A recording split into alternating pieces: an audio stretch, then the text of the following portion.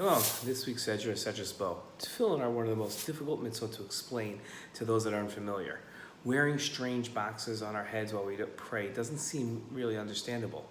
The leather straps protruding from boxes, either dangling from our necks or wrapped on the arm, seems somewhat disturbing.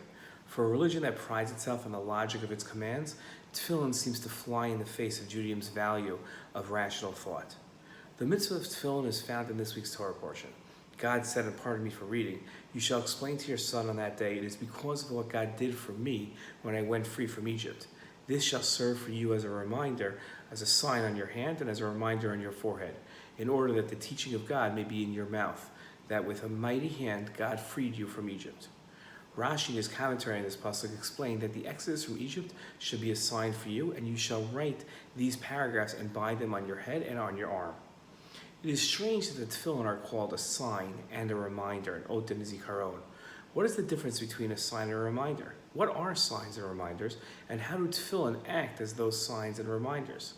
In his commentary to these verses, the Rashbam explained that according to the true meaning of the verse, the tefillin on our arms act as an exhortation that this memory shall be with you permanently, as if the subject matter had literally been inscribed on your hand. The tefillin on our head shall be on your head like a precious jewel, which one places on one's forehead as a decoration. The Rashbam seems to be comparing tefillin on our arms to tattoos and the tefillin of our heads to a crown. The Rambam wrote about tattoos. We may not follow the laws of idolaters or resemble them in their style of dress, culture, or the like.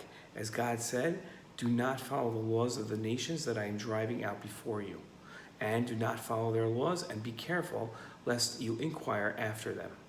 All of these verses share a single theme. They warn us not to try to resemble Gentiles. Instead, the Jews should be separate from them, distinct in their dress and their deeds as they are in their ideals and character traits. In this context, God wrote, "I have separated you from the nations to be mine." The tattooing, which the Torah forbids, involves making a cut in one's flesh, filling the slit with eye color, ink, or with any other dye that leaves an imprint.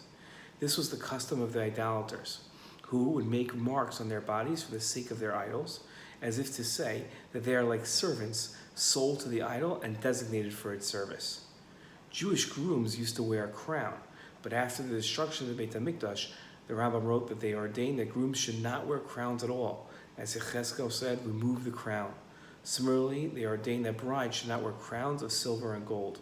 When a groom marries, he places ashes on his forehead, on the place where one wears tefillin and where the crown used to go. All of these practices were instituted to recall Jerusalem. As King David wrote in Tehillim, "If I forget you, Jerusalem, may my right hand lose its dexterity, may my tongue cleave to my cloud, and if I don't remember you, if I do not recall Jerusalem during my greatest joy." The command of wearing tefillin, sourced in this week's Torah portion, is contrary to a superficial look, a very logical mitzvah.